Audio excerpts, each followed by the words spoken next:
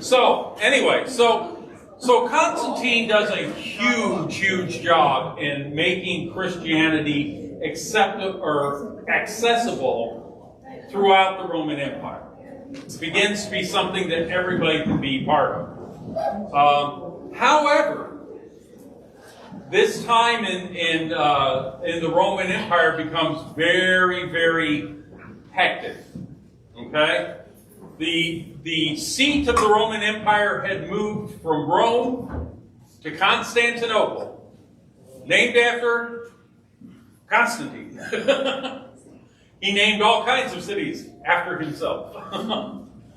So he moves the seat of the empire to Constantinople, and soon they begin to realize that the empire has grown way too big for one emperor to take care of. And so they begin to have emperors of the west and of the east.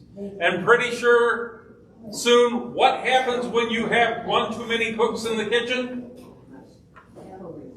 You have a revolt. You have civil war. You have assassinations. You have all kinds of fun stuff going on. So, the Roman Empire is in kind of an upheaval.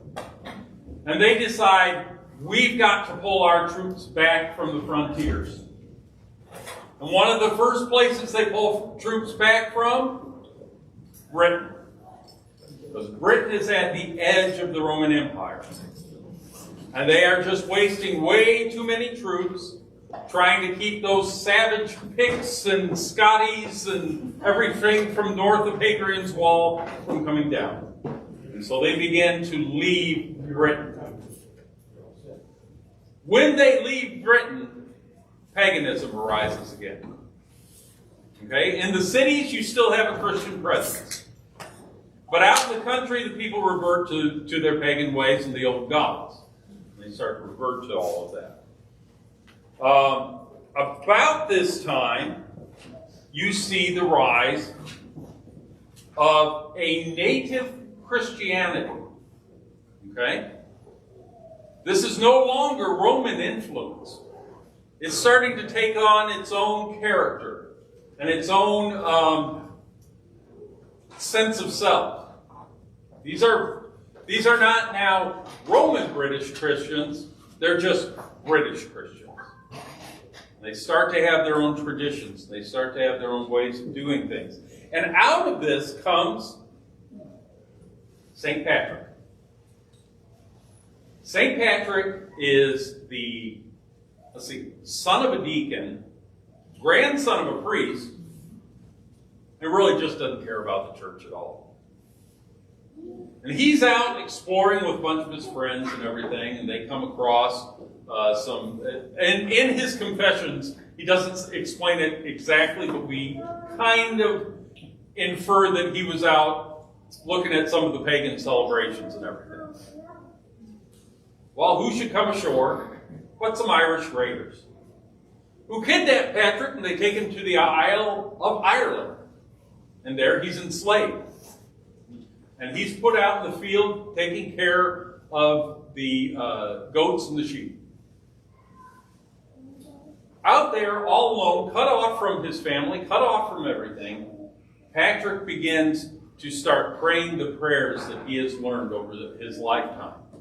And he starts praying them over and over and over again. And he starts praying morning prayer, and he starts praying evening prayer. He does all of this stuff. And one night, an angel appears to him and says, Patrick, it's time for you to leave. The angel provides a way for him to get off the island, and he makes it back to Britain. Now, Patrick has been completely converted at this time. He starts to follow God with his whole heart, and he begins to believe that he has been called to be a priest. So he goes to France, to the monastery of St. Martin of Tours. He begins to be ordained as a priest and to learn all the things that he has to learn there. While he is there, he gets another vision. And this one is of an Irish boy saying, please come back to us, holy child, and bring us the good news. So Patrick starts to believe that he has been called to go back to the people that were once his captors and bring them the good news of Jesus Christ. In the meantime, the British Christians send over another priest. This priest has very, very bad communication skills, can we say? Okay. And he ends up getting rather insulting with the Irish people, and they pretty much run him out of there. And the British bishops start to believe, well, it may just not be worth trying to go over to Ireland. Dang Irish. Patrick stands up and he goes, I will go to them. So he is consecrated as a bishop.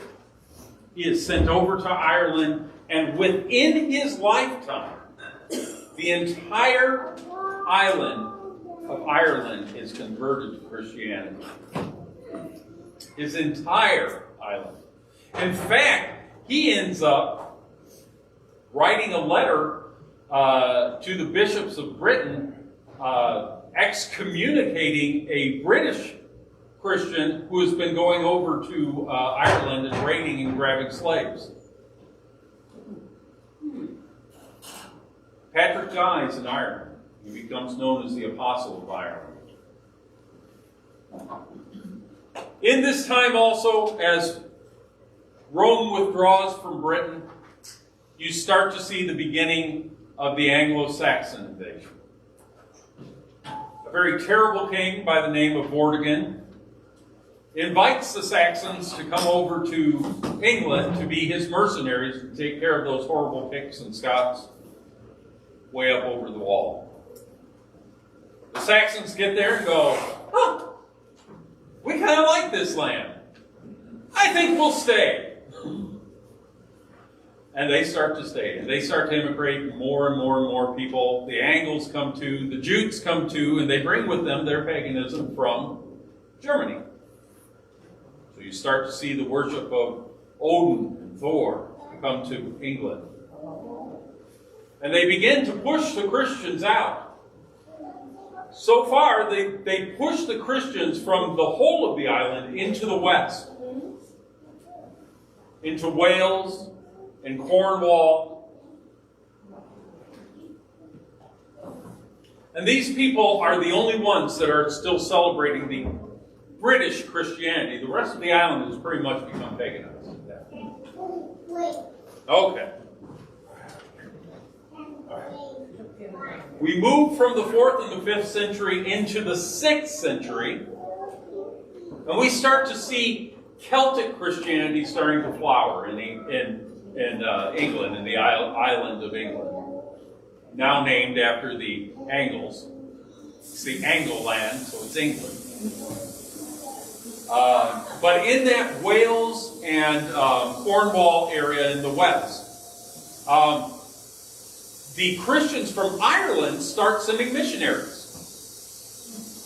And so they send missionaries over to England. They start to really build up this flourishing Celtic Christianity. It's a Christianity that is very much influenced by the Desert Fathers in Egypt and everything, by this very harsh asceticism. The Celtic Christians were known to go out into the North Sea and stand up to their necks in the North Sea and recite all 150 Psalms over and over and over again. And there's that one song that's like 5 pages. Yes, exactly. The Irish monk St. Columba moves to an island called Ionia, sets up a monastery there called Kells. And on Ionia, they start sending these waves of missionaries, in, not only into Lower England, but also into Upper England, and into the area that we now know as Scotland. Starts to have this big influence. So there's this, even as the pagans moved into the east and the central part of England, we have this growing Christianity in the west. And part of the thing that's really cool about that They do things a little bit differently. Where in the West, the most important thing, in the East, the most important thing in Britain were the cathedrals. In the towns, you had cathedrals, right? So you had the cathedrals, and everything kind of focused around them. That's where the people went and worshiped. That's where the people gave their tithes. That's where all of that stuff happened. In the West, where the Celts were going, the monastery became the central part of worship.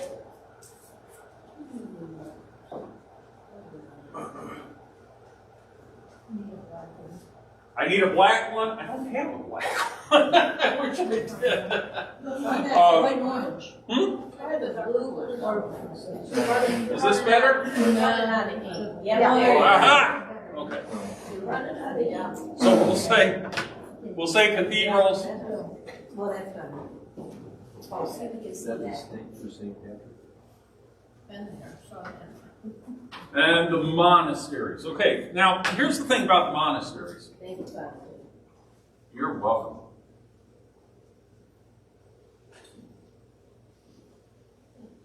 These monasteries will be founded by these Irish monks that would go into the rural areas. And they would set up this monastery, this group of monks that are there. And then the people would build their town around it. And the monasteries became not only the place where you learned about Jesus, but it was also the place where you learned education. It was the place where they educated people. It was the place where you had hospital-like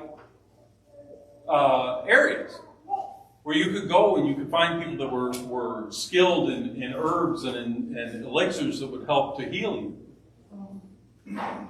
So, even though in Celtic Christianity you did have bishops, actually the abbots of the monastery were more important. They were the guys you wanted to pay attention to. And these holy men and women were people that really went out into the community and started gathering people together and teaching them about Jesus Christ. And through their holy lives, were just bringing all kinds of people to Jesus. All right, so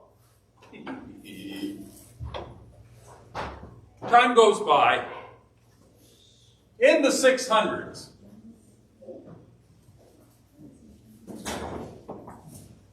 th century, okay? 600s. You have several kingdoms in England. You have the kingdoms of Mercia.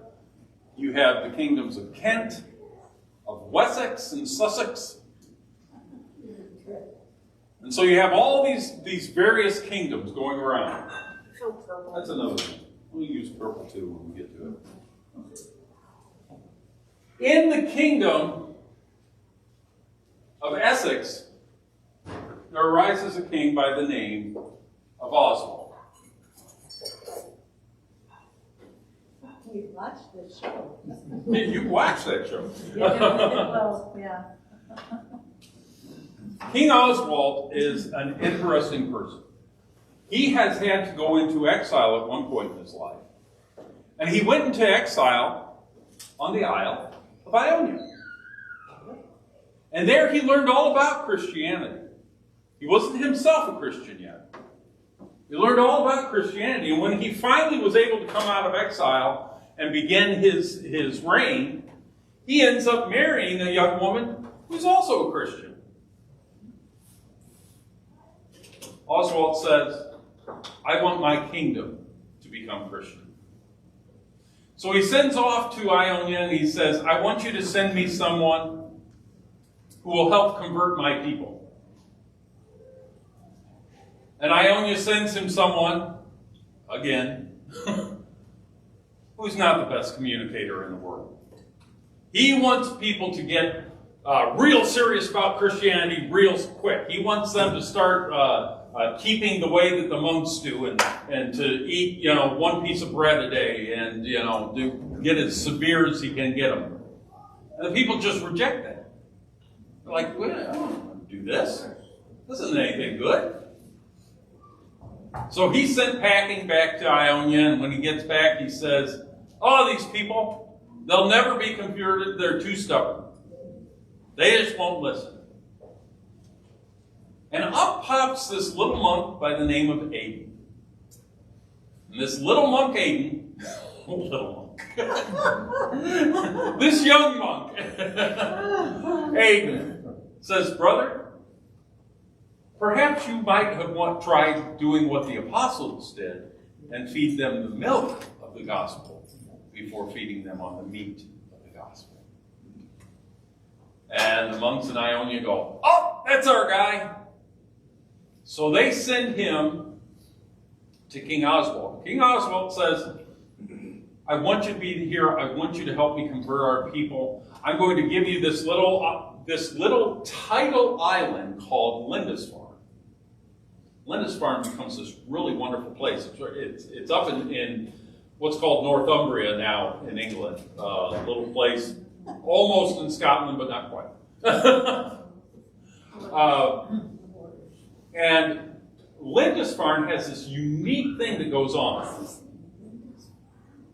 During the tidal flows, it becomes an island. You can't get to it except by boat. But when the tide goes out, there's this land bridge that you can get to. So this became a great place for Aidan and his monks. He was like, great, when the tide comes in, we're cut off from the rest of the world, and we can pray, and we can encourage one another, and we can do the things that we do as monks. But when the tide goes out, we're going to go out into the community. We're going to go out into the land. They would send their guys out. And the neat thing was, Aidan, being Irish, didn't speak Saxon. He didn't know how to communicate with these people. So guess who went with him? Oswald, the king. And so the king translated the words of St. Aidan. And the people heard from their king the words of the gospel. And sure enough, they started to convert. Great story. It's one of the reasons I love St. Aidan so much. What was the name of that children?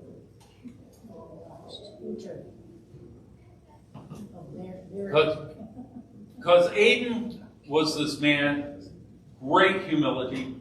It said that he never went anywhere and met anyone before he would ask them, are you a follower of Christ? And if they said yes, he'd go, well, good. I want to encourage you to give more to him, and I want to encourage you to follow him closer. And if they said no, he'd walk along with them until he got them to convert. And just talk with them. It's a great story. A little bit after this, there was a king in the kingdom of Kent, a man named Ethelbert. And Ethelbert had a wife who was a Christian. Doggone it, those wives. They're going to nag at you until you get to become a Christian. No.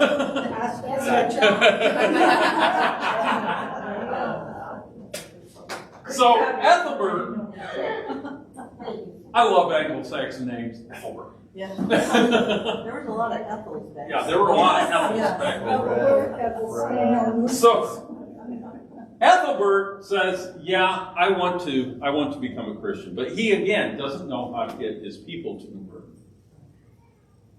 About this same time, down in Rome, Pope St. Gregory the Great,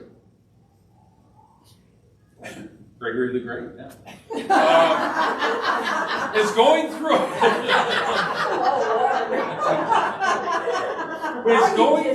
It's about time.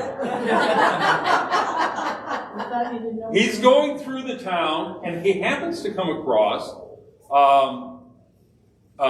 some slave merchants. And these slave merchants have these 3 young men, and they've got fair hair and fair complexion. And he says, who are these boys?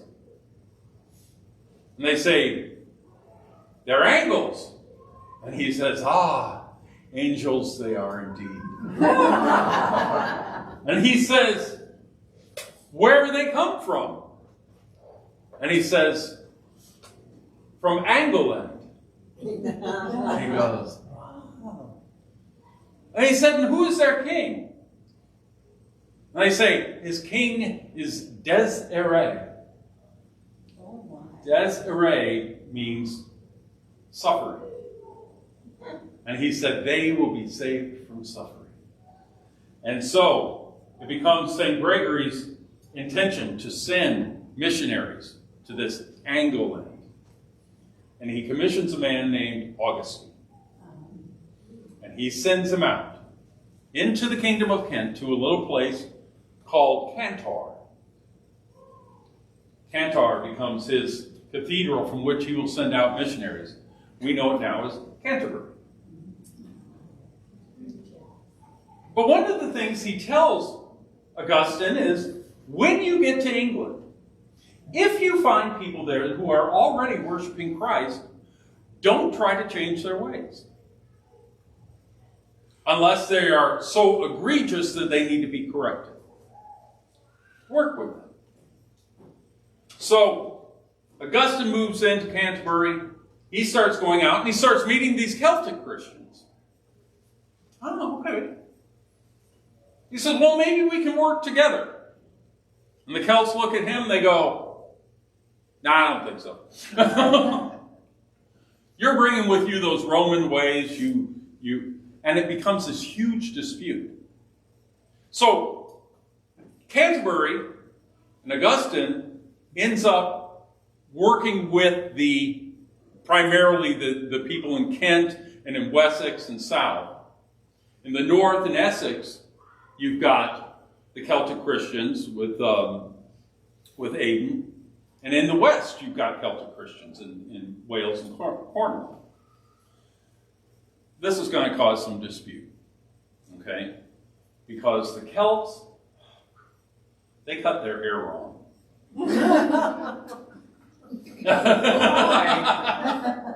They cut their hair wrong. When their monks became monks, they didn't just shave the top of their head here. They shaved it from ear to ear. Yeah, it was weird.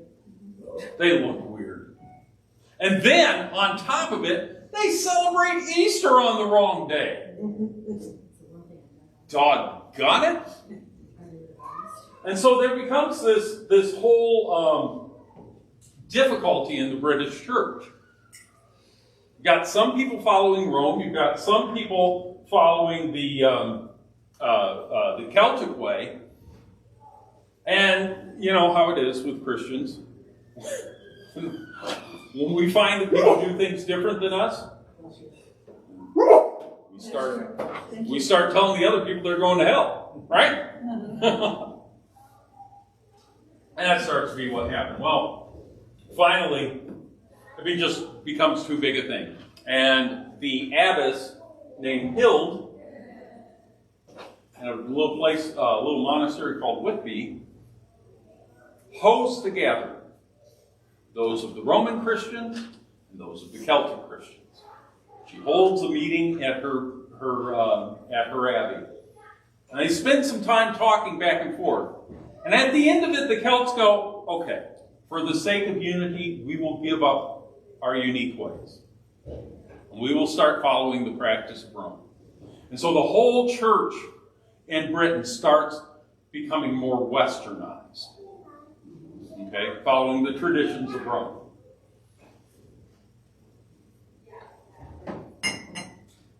So following the Synod of Whitby, another monk named Bede the Venerable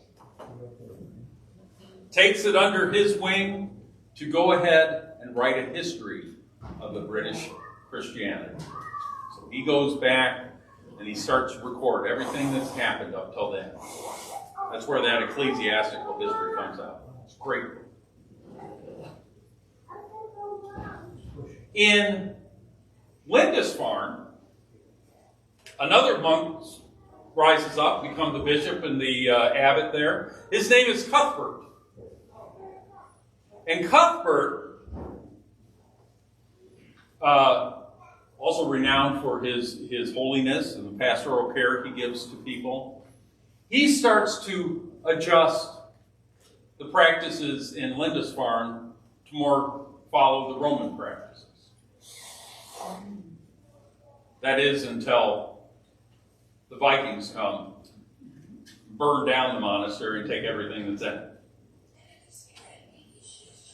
Which he does, or which they do. So, I brought us all the way up to the 8th century. Because I want you to see how, from its very beginnings, all the way back to the legendary stuff that comes out of St. Joseph of Arimathea coming to England, and with Astrobulus coming to England, through all of these things, Christianity is starting to seep down and get deep into the very cracks and crevices of this land. And that's going to color it from here on in. The Anglo-Saxon,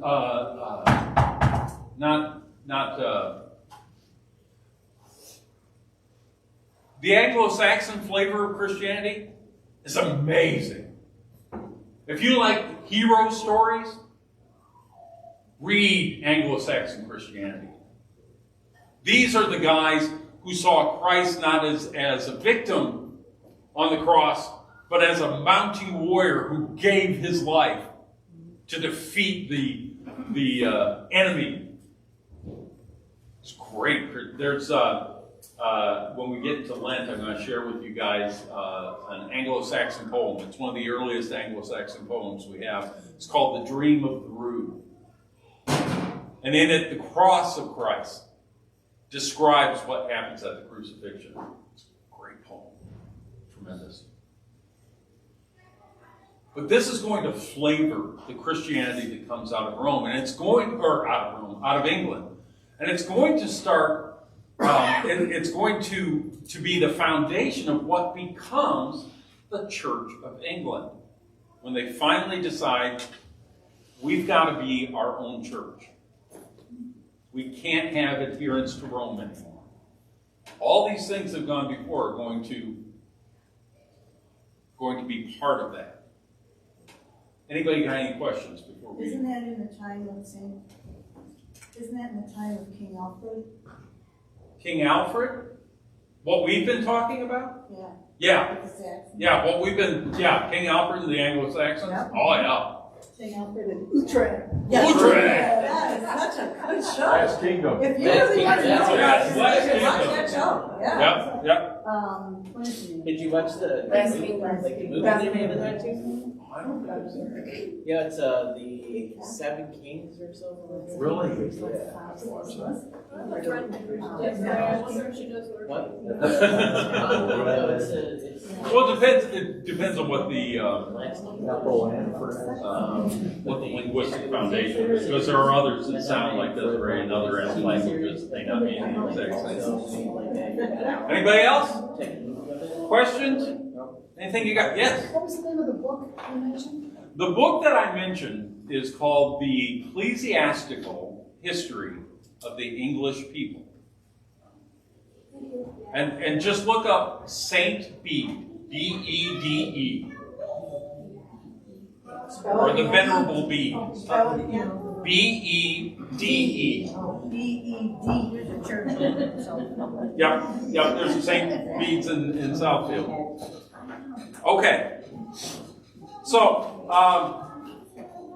next week I'm going to talk a little bit about the Reformation. We're going to skip over a lot of stuff in the Middle Ages, not because it's not important, but because from the 8th century on, pretty much England has a stable religion going on. Okay? There are some great mystics that arise during that time, and those are something we can talk about some other time. But Christianity in England was pretty stable from the Norman invasion on. Huh? Until Henry. So we're going to talk about the Reformation and what the causes of the Reformation were,